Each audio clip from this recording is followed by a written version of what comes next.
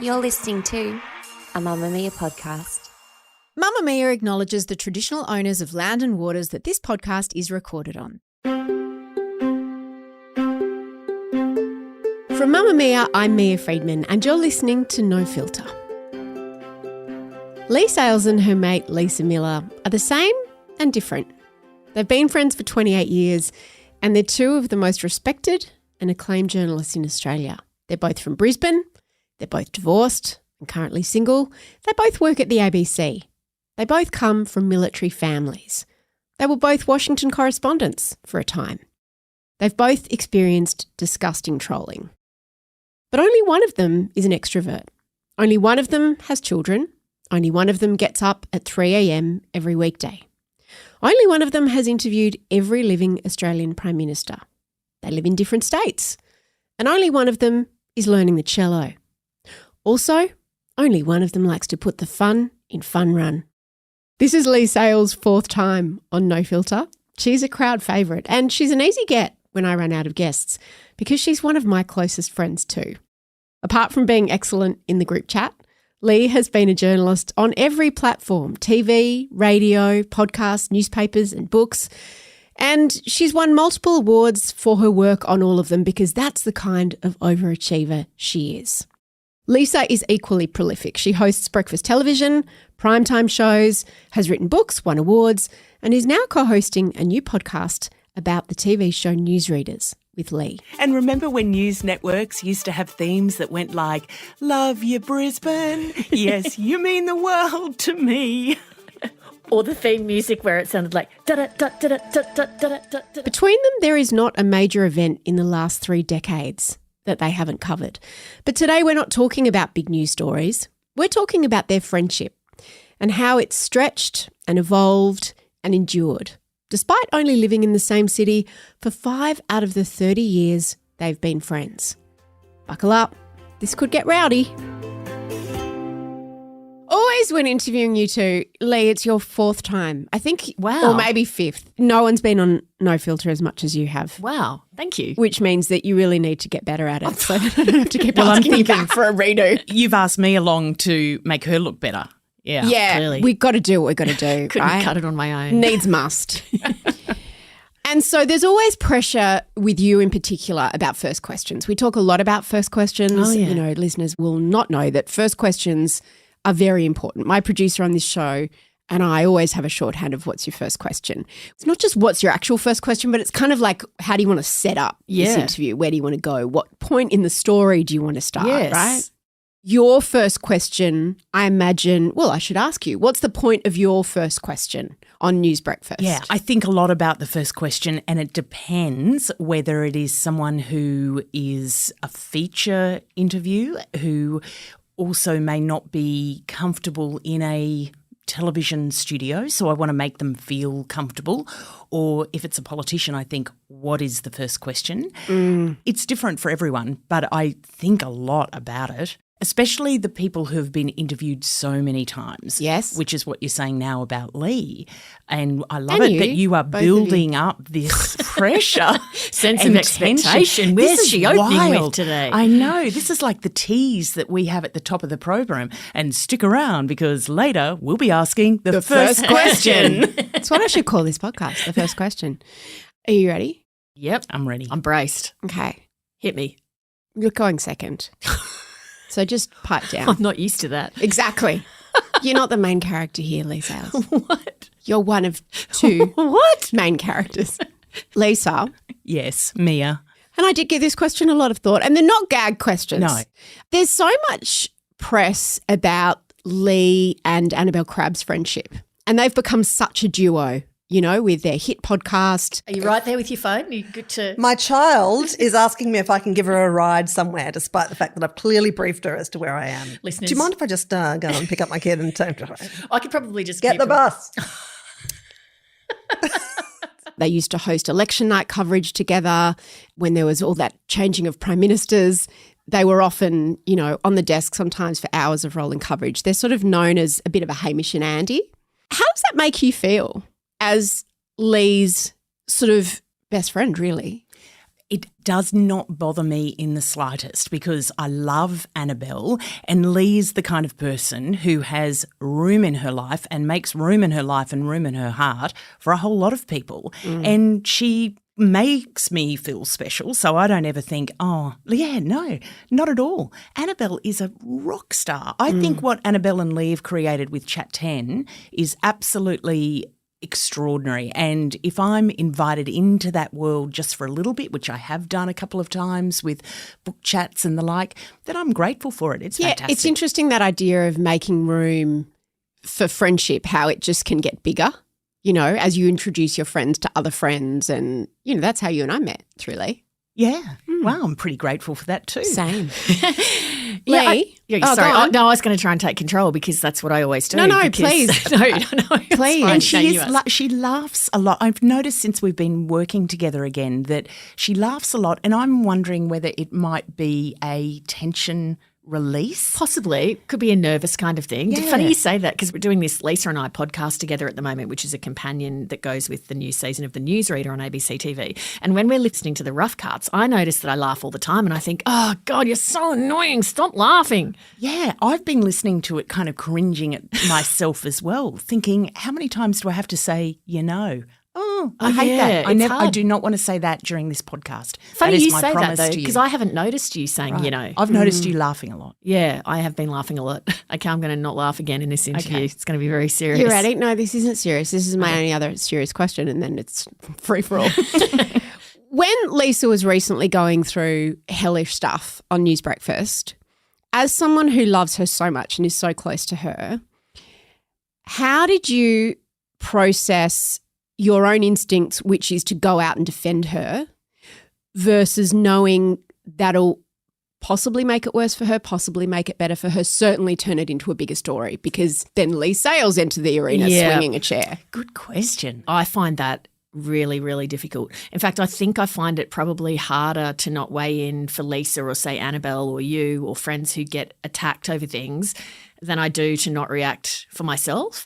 In the case of Lisa, I just found it so undeserved and so unjust. Like, my blood would just be boiling with rage. But I guess it is that thing of, because you obviously want to help, it is that understanding that if I weigh in on this, I will make it worse and draw attention to it. But you know how you did help. You went, right, are you going to make a statement about this, especially the International Women's Day with my skirt issue, which was probably the most traumatizing time, that Leigh said, okay, well, I'll help sub it, and what are the words and what's the pitch you want to get with this message that you then delivered? Because what gripped me about that was thinking, what does this say to the younger women in my life? That if their grown-up auntie, for example, who is by all accounts successful and has done well and worked hard and tried to treat people well, which is what I've always tried to do, if she is being attacked for something she's wearing on television, then what does that say? So that was the message. And so, Leigh, you also in text messages dropped so many swear words that I had to go through and delete them. So that was good, because it was like, yes, I want to see all of those words in every text message. And then we wrote a statement, which I think made the point that I wanted to make. The fact that what I wore on Monday attracted obnoxious commentary on Twitter, foul, disgusting personal abuse that I wouldn't and couldn't repeat here, it was upsetting. That it then ended up online on some news sites where the photos and the abuse were republished made me angry.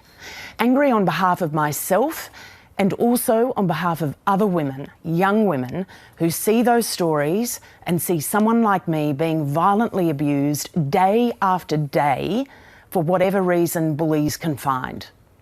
Please make a conscious decision today to be part of the solution. Play a part in making our communities a better, kinder place for everyone. And I think as well, a few years earlier, in fact, I had written a lengthy piece for the ABC website about just the unacceptable level of abuse. It was prompted by what was happening to Lisa, but also other colleagues, Crab, myself, Stan Grant, numerous people. And I just wanted to write a very crystal clear takedown of what was going on and call it out for what it was. But what I do try to do is not the going off half-cocked when I'm furious vibe. I try to sit back and think, let's be cold and strategic about this. Where do you go off half-cocked? What do you do with Lisa. that instinct in you? To Lisa? She sends an email and directly. then we delete it. Yeah. We tend to have I really want to let rip at this person. And so I'll just go, all right, I'm going to send a let rip email so I can have the satisfaction of hitting send. I'm sending it to you. And that's probably fraught with peril in case you accidentally send it. Oh my God, someone's trying to hack our emails as we speak. Lisa, I'm going to start sending mine to you because I do just hit send and Oh, it no. never ends well. No, exactly. Yeah. It never ends well. No, but it is a satisfying feeling just to hit send and see it go. And then, you kind of let it sit and then the feeling goes away of needing to go off. Who's got the most Walkleys? Leigh, easily. I've only got a group walk. How many's Leigh got? I don't know. 3. I was going to say 5. And you've got a group one. Yeah. So I don't have an individual one, but no buts actually. I was going to say I haven't been an active applicant of Walkleys because there are a lot of work. Sounds like a disclaimer, Lisa. And I Miller. don't think And an even excuse. I don't think even if I had entered, I would have won. But Leigh has rightly won quite a few Walkleys. Yes. I would have said 5. I was going to overestimate that's, that. Yeah. Yeah, because you bang on about it. You Annette. two have So I true. thought there must have been At bloody least more. that many. How dare you? What Oh, you that's two your have in Logies. common, the gold Logies you didn't win, you mean?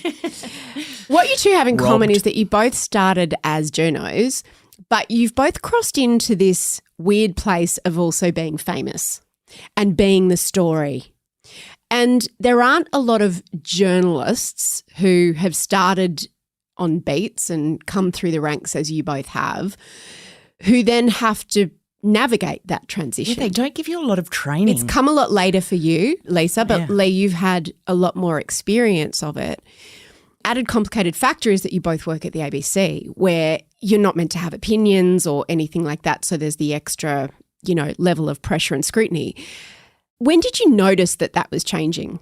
That when you said something, it became the story? Kind of over the career, there's been jumps of fame, right? So when I went from being a reporter to hosting Lateline, when I went from hosting Lateline to moving to primetime to 7:30, maybe it's something to do with social media, I don't know, or maybe it's to do with cuts in resourcing to newsrooms. But certainly in my time at 7:30, not every interview, but many interviews I did would then be written up on news websites. So, Leigh goes Scott Morrison or whatever the story was.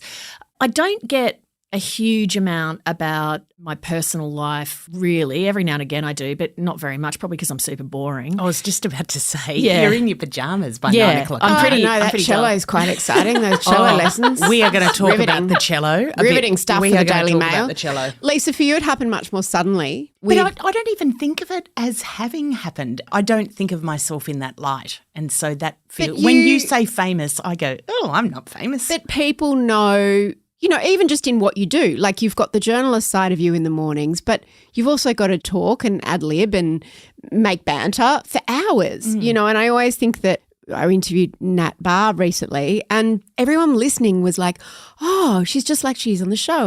And I said, well, more than anyone else you'll ever meet, breakfast hosts are, because it's 20 hours a week. Yeah. Can't fake that. Yeah. Whether you're Koshi or Carl or you, Yeah.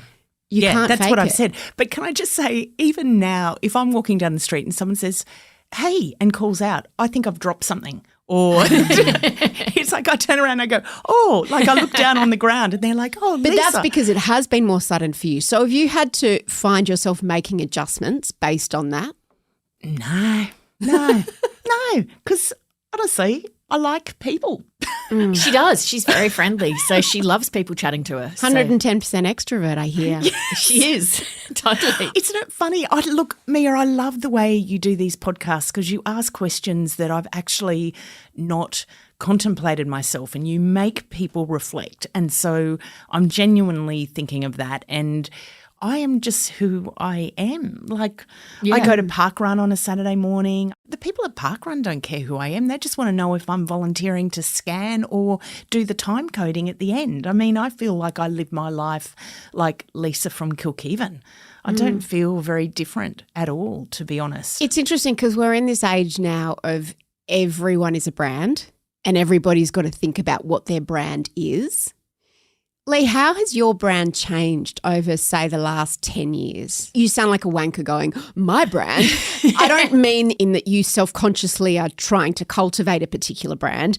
No. But when you sort of, Chat 10, for example, changed your brand. That was what I was guess. just going to reach for, actually. I think when Lisa and I started in journalism, you know, as serious news people, everyone was very anxious about being seen to do anything that would undermine your brand as a serious news person. And so even when Crab and I started Chat 10, which was 10 years ago next year in 2014, I had serious journo friends saying to me, why are you doing this? You've got an amazing news brand. Why are you mucking around with it? There was this sense that if a woman was going to talk about cooking and books and frippery and all of that kind of stuff or show a sense of humour, that you might undermine your serious news brand. So if anything's changed, I'd say probably the public just knows me a bit better in that I am a serious journalist and a serious person, but I am also funny and have a laugh with my mates. And so possibly I think, you know, the public has a more fuller picture of what I'm like. My friends in Brizzy, who I went to school with,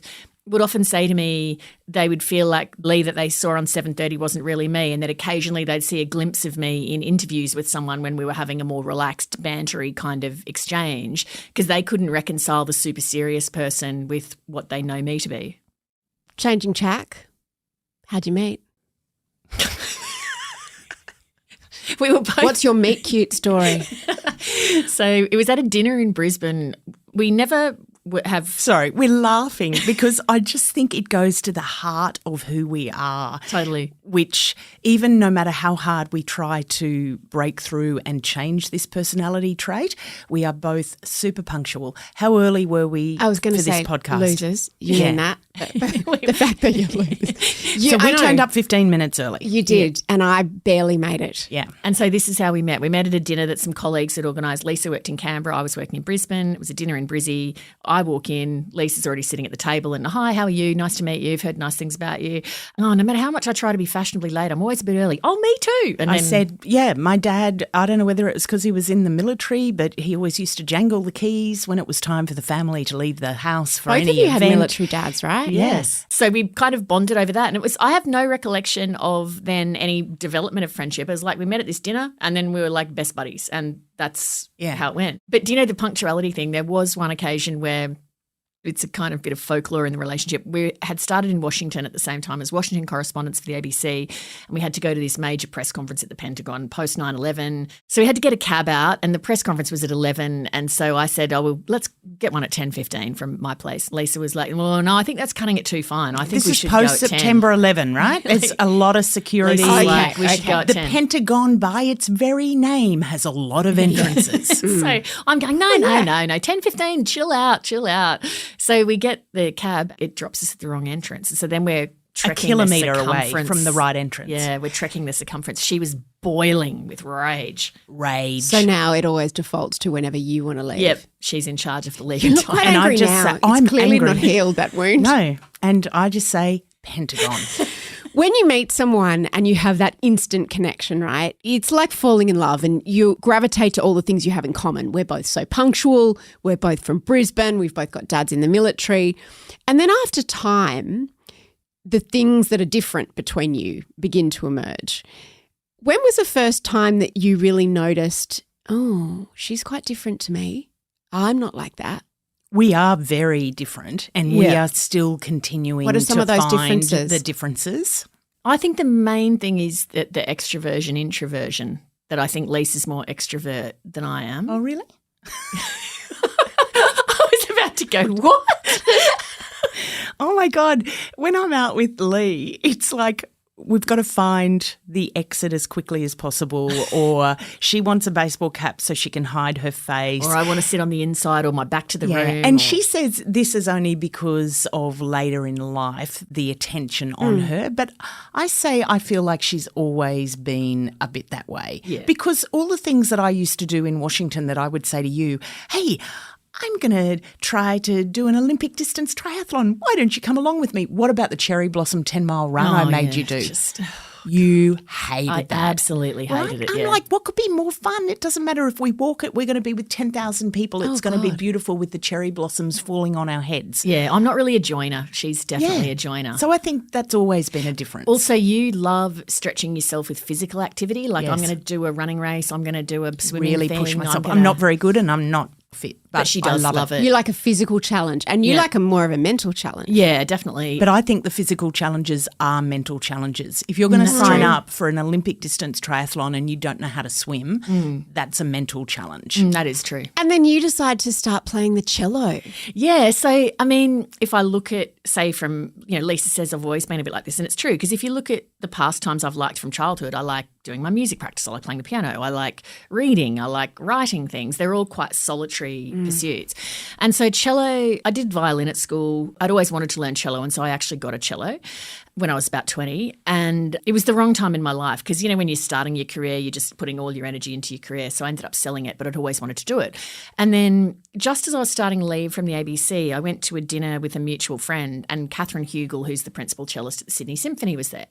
And I was telling her how I'd always wanted to learn and, I was wondering if I'd ever get around to it. And she said, well, I'll teach you. You can't ignore that offer from the universe. That's unbelievable that someone of that level of skill would offer to teach you. So I thought, all right, I'm going to do this. And because I was on 6 months break from work, I thought, all right, I'll have the time. So just last week, I clocked up my 1 year anniversary of practicing. I think I'm just at the point now where if someone asked me, I would say I can play the cello, but it's been actually quite a slog. And I've done an hour of practice a day and I've barely missed a day. I'm very disciplined. We were on the Gold Coast to speak at an event and she brought the cello. From Sydney. Yep, I don't like to miss a day. I woke up in the morning, we had this beautiful view of the ocean and I'm lying there in bed and I could hear from the other room this cello and I thought, you are joking. She's brought the cello. It is taking everything in my control not to drop swear words in this sentence that I am saying because I just wanted to sleep in and enjoy the surf. But she had brought the cello. In preparation, I just want to say something about the cello and Leigh because in preparation for this podcast, You've just opened a notebook and there's copious notes. So what I thought I would do is go back over Leigh's and my text messages for 2023. Oh my God. Because here's another difference. Leigh deletes everything. I keep everything. I have kept all the text messages. You can breathe easily because even though I spent 2 hours on this task, I only got to the end of January 2023. 31 days is all I got through. Oh my God. But me going on about the cello? No, of our text messages. Oh, okay, right. But one of the texts that really struck me that you sent me was, I honestly reckon the day I can play the Bach Cello Suite Prelude and it sounds pretty good is going to be one of the happiest days of my life. That nearly made tears come to my eye because I think that really will be one of the happiest days of my life. And I can't play that yet. Every now and again I open it and have a stab. How does it go? It's the most famous cello piece. Oh, that's beautiful. And Yo-Yo Ma is fabulous at it and one day Leigh will probably be half that. Yeah, exactly, if I'm lucky. It's not and that's nothing against your ability. It's not a super difficult piece, but it's certainly not an easy piece. It takes a lifetime to play something really beautifully. Like if you heard the way Katie, my teacher, plays it, I mean, my God. Well, 10,000 hours. Yeah, so I've got a long way to be able to do it, but I can do bits of it. But the day that I could sit down and move Lisa to tears by playing it, that would be an incredible day. That was beautiful. Can I just, while we're on a roll here, Lisa read aloud her other text messages. Yes. Lisa turns her pages here. I did think it was interesting that on January the 1st, 2023, our first exchange of the year is not Happy New Year's. No. The message from Leigh comes in at 7:40 a.m. It's interesting to me sometimes to see who sends a New Year's message and the form it takes and when. Like some people send a quite impersonal one. So you feel like, yes, they've sent that to a heap of people. And then others send you one after midnight or just as they're going to bed. And so you know that you're genuinely on their mind. I say, Happy New Year's, Leigh. Now, in my own defence, I'm going to say that kind of message shows why I'm a good journalist, because it's about noticing stuff. It's curiosity. It's curiosity and noticing stuff. Lee's almost crying with this. She's crying. She doesn't know where it's going. I did not tell her that this was happening. I'm riveted. Yes. Well, What else? what it reminded me of as I read through these messages, and you actually featured at 10:58 p.m. on January the 1st. This is what I mean. Still January the 1st. 10:58. That's quite late. Mia is going to be a grandmother! Exclamation mark. So on the first day of this year, you were a part of our conversation. Guys. Yeah. Can I also just say there are messages here that go, oh, God, I've put 2 inches on my waistline. I'm not going to fit into my work clothes. It's not all just philosophical. Being nominated deep for another musings. Logie. I do not want people to think that, and, you know, she's trolling me about my dislike of soup. So she knows I don't like soup, and she's sending me photos of soup and saying, what about this soup? And I said, Leigh, I think it's now a psychological problem that I don't like soup. And quite frankly, on the list of things I need to sort through, soup is at the bottom. She asked whether is perfectionism the enemy of progress? Yes, I think yes. absolutely. Do you think yes? And I think that is what you're facing with your cello. Yeah, it's really confronting me, and it's actually, I think, super healthy and good because it forces you to do an activity that you're not good at and you have to be in the moment for. One of the things I've been really conscious with cello, even though I said, you know, I'd love to be able to play that Bach, is I'm trying to decouple it from any sense of achievement. No wanting to do exams, no wanting to perform in front of people, no wanting to show anyone anything. Lisa's the only person that I occasionally will send a video to show this is where I'm up to. Which I have archived. Because I just want some encouragement from someone to go, wow, you're sounding better. Because everything else in my life is around, I'm going to write a book, it's going to be published and I'm going to be judged, or I've got to do this, I've got to do that. And I want it to not be another thing on my list that I have to do. I want it to be something purely for me. And this is where we are very different as well, because I'm happy to do something and do it in a very mediocre fashion because I get the joy simply out of doing it, whereas Leigh has been driven by a need to be very good at whatever she does. You two have barely lived in the same city in the 28 years of your friendship. No. You lived in Washington for how long at the same time? 3 3 years. years and 2 months. And I stayed for an extra year. We had a tiny overlap in Sydney when Right. I came home before you went Right. to back to Washington. Yeah. Maybe 2 years, not very long. So what's the cadence of your friendship? Like, has it had seasons depending on whether for you're sure. living in the same place? Well, depending if we've got husbands or Yeah. boyfriends. Tell me about the or- seasons. Time zone. Yeah. I don't remember those 2 years, particularly in Sydney. We must have been hanging out a bit. I remember also I was filling in, presenting the midday news, and you were working at night. Yeah. So that's one of the things as well that our work shift work. hours have not.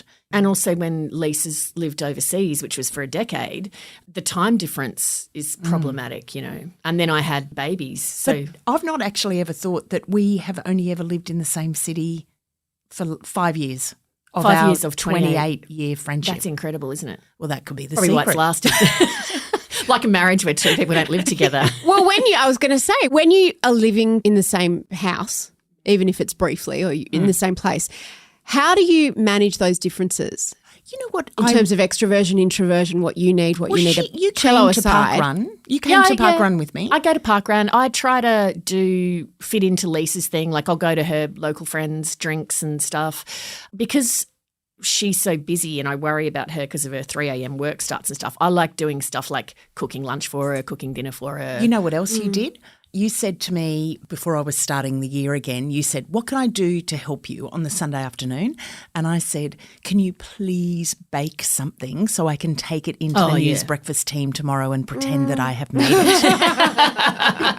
And I came home that day, so you did. Yeah. Leigh said, so did they think you'd baked it? And I said, no, it was too good. They called me out for the fraud I am. Up next, we get into what has tested them, including the times when Leigh has backed off from their friendship rather than getting too involved in Lisa's relationships, and the advice Lisa gave Leigh when she was thinking about leaving 7:30.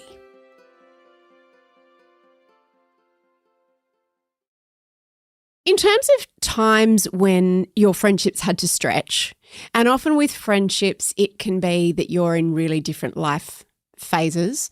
We've spoken on this podcast before. I interviewed this woman who identified this phrase or this idea called camel mode, and she was talking about it when you've got young children, that you're just like a camel that's just got to get through the desert and you just get it done, and you sort of don't really put your own needs first. You just can survive with very little water, I guess, because it's just what you've got to do.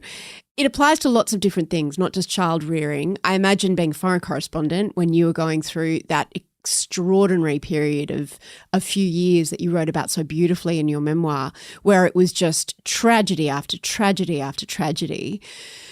When one of you is going through something like that, how have you navigated that within your friendship? When one of you's in camel mode? Funnily enough, actually, I think we were both in a bad mode at the same time, which is Lisa was in Europe and it was just massive story after massive story, really traumatic stories. And then I've got, a 2-year-old and a newborn baby trying to navigate all of that. And so... And the trauma of your birth. Exactly. Or your second birth, yeah. All that stuff. So you've got this period where you're barely able to look after yourself. And also I think, I haven't really done a great deal of disaster, reporting like Lisa's done. And then obviously Lisa hasn't raised 2 kids. And so I guess the challenge comes from you're trying to understand and support the other person, but you can't really understand what it's like when you've worked 21 hours in a row in a earthquake zone for 8 days straight or whatever. So I guess that's where the challenge is there, that you're trying your best to be a supportive friend within the rounds of, I just missed that window to call her because now it's 1 a.m. or, whatever the thing is. That stretch time, that real stretch periods in your friendship. Doesn't that then come back to the expectations you have through life? And I think this has been one thing of the expectations we put on our love partners, that you think they need to tick all the boxes and they don't. And you get bits of the help and comfort that you need from different people. And so I would say probably during that time, I remember our phone calls, we barely talked about your kids and we barely talked about the terrorist attacks because we'd go straight into music what would you or talk a movie or your mum. Yeah, partners, whatever was the running issue. And if Leigh needed support and advice about the boys, you would be getting that from someone else. Yeah. I mean, I do remember, even though you wouldn't have been the expert, I distinctly remember the first time ever that I got left alone with Daniel after when he was a baby, where, I think he must have been about 6 or 7 weeks old, and I was absolutely terrified of getting left alone with him because I just felt like I was completely clueless. And Phil went out to a movie or something, and so I was alone with his baby, and Lisa was on the other end of the phone, and I said, I'm looking at it and I'm just so terrified of it. Listen to my language. It was just like I said to Lisa, he can just wreak so much havoc. And so I just remember us laughing about the fact that I'm on the phone, on the lifeline to my friend in London going, I've been left alone in the house with this baby. I'm just so scared. I'm hoping he's not going to wake up. But I would have been, I hope, fairly comforting with that. Because my first niece was born when I was 7. So I then have had 11 nieces and nephews and 13 great nieces and great nephews. So there has always been babies in my life from the time I was 7. Also, you're good at diffusing my anxiety, or if you're also extremely good at, if we're around somebody who is pushing my buttons in a bad way, Lisa can diffuse that quite well. I don't really know how. I think it's humour or something, and what make are your me start buttons? Laughing. Incompetence, time wasting, just people talking at me nonstop. People telling you what you should be doing. And what do you do, Lisa? What do I do? You kind of run interference? I'll probably say something funny. She makes me laugh. Yeah, I think I can run interference. I remember somewhere at some event, I had clocked in the corner that there was a really big pole, and I thought if I can get Leigh behind that pole, then. Oh, yeah, that was at the Art Gallery of New South Wales. Yeah. We were just hiding in the corner, so I didn't have to talk to anyone. Yeah. I feel sometimes like a bit of a minder, you know. I do feel that way sometimes with you because people kind of want you're not interested in me when you're around. So I just think, okay, well, I certainly know what Leigh doesn't love. And also I can see it, but she becomes a bit brittle. We went to the Woodford Folk Festival and my friend, the late Michael Gadinsky, who was just a wonderful encourager, like he was an avid viewer of 7:30 and he was so encouraging. He rang me and he delivered me like Paul McCartney and Elton John and all these amazing people for 7:30. And he rang me this time and he said, the Woodford Folk Festival's wanted me to go up for years to talk about my career and I've said no and I'll only ever do it if you agree to do it. You be the person. Any year, I'll do it the year that you do it. So I thought, oh, Michael, that's dirty pool because now I'm going to have to do it because, you know. And now, of course, I'm really glad I did it because Michael died the following year. So we did it. Anyway, I rang Lisa and I was at Woodford Folk Festival. It's north of Brisbane. It's always between kind of Christmas, New Year, or around that time. So it's hot. Swelteringly hot. And so I rang Lisa like, oh, God, you know, blah, blah, blah. And I've got the boys. They're going to have to come. And anyway, Lisa went, oh, I'll come. I love the Woodford Folk Festival. And so she was like, I'll look after the boys while you do the thing with Gadinsky and we'll have a great day. Anyway, literally every single thing about it ticks every box I hate. I hate, you know, crowds. I'm a ranger. I hate being out in the sun in hot weather. I hate crowds. I don't really like listening to live music outdoors. I don't love folk music's not my favourite, like just everything about it. And so we had fun, didn't we? Yeah, because you made it fun. And so that's the thing. How did you make it fun? Because so when we got there, there was a dude at the front who I knew was going to be clueless. So I'm irritated before we've even wound the window down. I'm like, oh, here we go. And so the window gets wound down. Oh, g'day, we're here for the, you know, thing with Michael Gadinsky. We got to drive down to the blah, blah, blah. Oh, what for? And so I'm immediately just like, oh. But Lisa just managed. Which is not in the spirit of the Woodford Folk Festival at all. No. Oh, that's why I shouldn't be letting you anywhere near a place like that. Anyway, I just kill the vibe so badly. Anyway, Lisa just kept making funny jokes about it and just kept like, come on, Salesy, it's fine. They're not going to start without us. It's completely. So she just diffuses it and keeps it nice and calm. So then what could have been an awful day becomes actually a pretty fun day because Lisa just makes it fun. There you go. I won't disagree with that. There's an AFL player story. Yes. That I've heard rumours about. What is this? So, look, I do love having a chat to people and I will bail up people. I'll walk down the street. I'll go, hello. I love having a chat to the person who's making my coffee in the cafe or the cleaners at the apartment building where You're I one of live. those people that are like, there are no such thing as strangers. They're just friends we haven't met yet. I got in the lift at her place the other week and there was these two randoms in there and they went, oh, Leigh, g'day. Lisa told us you were coming today. Like, oh, my God. And then Leigh said, who are they? And I said, I don't know, but I think I must have had a chat to them in the lift. Anyway, so we're invited to an event in Melbourne. Leigh is invited. She's asked me to go along with her and I was pretty excited about it. And so it was the tennis, actually. Australian Open. And we're sitting at this table for a meal beforehand. And so I look around the table. Hello, everyone. Hello. And I say to this lovely, tall young fellow, I say, hello, what's brought you here today? And he was actually kind of lovely, downplayed Gorgeous.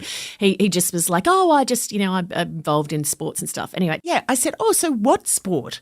Yeah. And then he's like, oh, it's AFL. And then finally someone at the table went, oh, it's Mason Cox. And he's like one of the most famous of the AFL players. We were like, oh, my God. But I can just laugh at that then. And can I just say, he was fabulous. Adorable. And he is now my favourite AFL player Mine because too. of that. Same. He was lovely. Yes. I've got two more questions. The first is about the rhythm of your friendship. So I've been thinking a lot lately about friendship, that I've got all these friends and what does a friend mean? Is it how often you talk to them? Is it how well they know your history? Or some people text every day, multiple times a day. I want to ask about texting, speaking, seeing each other. What's the rhythm of your friendship, like the infrastructure of it, the comms? We don't see each other that often. Does it matter? No, I don't think so. Like how often? We tend to only see each other at the moment because something brings us together. We don't say, oh, let's go and hang out for the weekend. It's like, oh, there's a podcast. Yeah. Or we did just have a holiday. Yeah, we did with go some away other with some girlfriends. friends. Yeah. When you are together, it's usually to do something like this podcast or the podcast that you're doing or to whatever, apart from this holiday. We're here together with you in Sydney because Lisa was coming up because a very close friend of ours from Washington, D.C. was meant to be here. Are you callers? Yeah. Yeah, we'll You call. Yeah. How often and why would you call? Oh, God, it's so hard to typify because this week, for example, there was a couple of days where I don't think we spoke because we were flat out. But then there might be another day where say when I'm cooking dinner and cleaning up between 5 and 7, I might ring Lisa 4 times in that window because something will just keep occurring to me that I want to tell her. Because I'm the archivist of the friendship. Yeah, she's got I the need stuff. to clock that and go, right, I'll remember that. I'll take notes. And Emailing's probably the least. Oh, yeah. Yeah, we But really texting. email.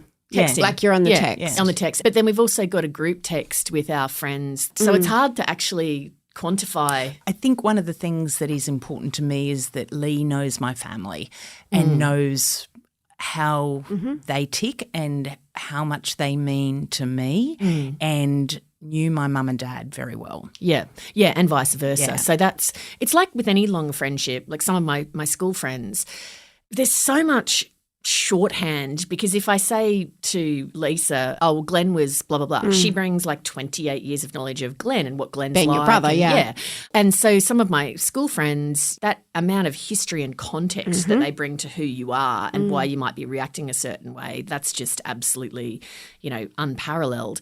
Do I talk to those people every day? Not necessarily. Like I'd talk to you far more Mia than I would talk to my school friends. So there are different kind of, there's just different kinds of friendships, I think. My last question is about when it is that you most reach for each other. Definitely for matters of professional counsel because I trust Lisa's experience and judgment And vice absolutely versa. implicitly. She will see through a problem so clearly and say, why don't you try this or tweak that language or do whatever. So, I would rarely make a major professional decision without seeking Lisa's advice about that. And it would be, quite frankly, very rare if something big happened in our personal lives that we weren't the first one for each other to reach out to. Yeah. So, just like I just trust her judgment on, she's very emotionally intelligent. She's very smart. So, yeah. But if I've done a personal best at Parkrun on a Saturday morning, I am not calling Leigh. She is no not shits. the one to be interested. And Please make sure I'm far down that call list as well. okay. What's tested your friendship the most? For me, I think when I have been in relationships that Leigh has thought have not been healthy for me. It's challenging, isn't it? And so she will give empathy and support to a point and then she cuts that off. Yeah. When she cuts it off, I know she's done. That's no more conversations By cutting it about off, you mean don't want to talk to you about it. Will not engage. Because I'll say I can't witness this, Yeah. situation. I'm worried, and so I don't want to keep telling you that I'm all right with it. So that Difficult time in a friendship. and really it does. difficult And time. I appreciate that puts Lisa in an awkward position. In fact, over the years, if anything, I've learned to just shut up and stay out of stuff. Really, not just with Lisa, but with my friends generally, because I think people's romantic relationships are often, including my own, people make baffling choices sometimes that you kind of think, wow, why are you with that person? I mean, I do think the time difference, certainly when you were overseas and I had really young kids, that was hard because you might want to talk to someone and seek some advice, but it just was not easy to do. And so that was certainly, I think, a hard window.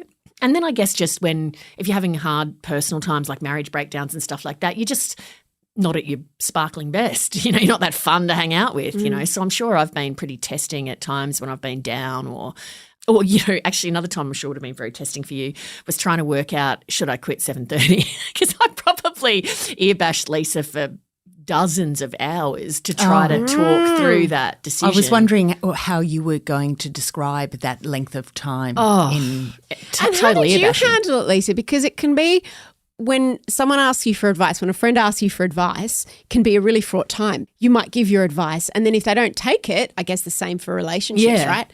If they don't take it, it can become a bit Well, you were annoying definitely. that they're still are you banging sure? on. She was banging definitely on like, about Well, I are didn't you know sure whether you about wanted to this? say that. I didn't think it was the right decision initially when she raised it with me. How do you feel about it now, Lise? Oh, I think it's the best thing that's happened to her. I think Why? she is growing in ways that probably she doesn't even realise yet. And I think the world's her oyster, and it's the next decade of Leigh Sales is going to be an extraordinary decade.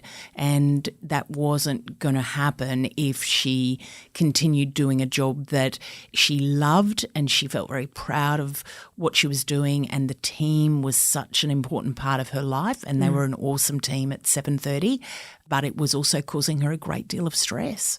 And just The taking news so much cycle. time. Life's fast and it's ticking away, and I want to do a lot of stuff. And, you know, that was the opportunity cost of you keep doing that. Well, you're not going to be doing an hour of cello practice a day, or you're not going to be, you know, having a chance to do other professional things. So, yeah. Leigh only has one speed, and it is fast. True. What do you hope the next 10 years will bring for Lisa? Obviously, like good health and just all those things when you hit an age group where you just think it starts to be a roll of the dice because people are going to start getting things. And so I just desperately hope that none of that is for Lisa. But then I also think similarly that, you know, Lisa's probably at a point professionally where there's just lots of opportunities coming her way and lots of choice and things to do. Yeah, and it's an exciting period too. So I sort of just hope that, you know, she gets to do lots of a variety of professional things that take full advantage of her skills. And also that, I mean, I would like to think that we're going to get more time to do like little trips Fun or stuff. Yeah, fun stuff. Yeah. But you know what? It could all change tomorrow. Exactly. And I just think live every day with Yep. enjoyment and fun and positivity. And I know I sound a bit Pollyanna-ish there, but it's, I don't know, it's how I've gone through life, glass half full. And I just think I'm excited about the next 10 years for both of us. Yeah, definitely. And hopefully we are doing lots of stuff together. That'd be pretty cool. Yeah. Unless you drive me nuts. yeah, and then maybe it's all over. Maybe I would. It's very different being single women or just women in your 50s, right, to what people think. Like I imagine there's young people listening to this going, oh, I imagined that when I was 50 or whatever that it'll be all over. I do wonder about that, But though. it's that prime situation for you both, and also that sense of who knows, what like opportunity. What do the young people think of us, though? I do wonder whether they look at us and think, God, they're so old. They would be we thinking used that. to look at 50-year-olds and think that's they're what so I mean. old. Like when I see everything laid open in front of you both, people don't think that about women at our age. That's just not what occurs to them. And it's not what we would have thought when we No. were 20 or 30. As I've been getting older, without a doubt, every decade has been better than the last decade. I And agree. so how can it not be possible to be excited about what comes next when that is what life has delivered you, even with the roller coasters, even with the stuff that's gone on and the grief and loss and challenges? I still think all of it has made me who I am today, and I hope for the people around me in my life that that has made me a better person. I won't keep taking up time because Mia's probably like, God, when are we going to wrap this thing? But one of our other friends, we were talking about when we were on holidays together about how would you sum up each of your decades? Like what was the kind of pivotal theme or the pivotal moment in your 20s, 30s, 40s, and then now 50s? So anyway, I'll just leave everyone with that thought and I'll ask you 'cause- about it in the car later. Because I was going to say you haven't got one yet for 50s because you've just started. Just started, exactly, yeah. Lisa and I are a little bit further down the road, aren't we? Yeah, we are. Yeah. And I'm happy. I'm 54. I turned 55 Yeah. in February. I'm happy to say that. I've not Yeah. ever been someone who's been shy about saying my age. Yeah, I'm going to be 52 this year. Yeah. I always feel like it would be hard if you're lying about your age, like to remember. And Yes, It's hard enough to remember your actual age. Oh, it'd just be exhausting. I couldn't be asked either. Love you guys. That was amazing. Thanks, Was Mia. there anything else in your notes that you want to I'll save it for her 5th appearance on, or will that be her 6th appearance? I've lost count.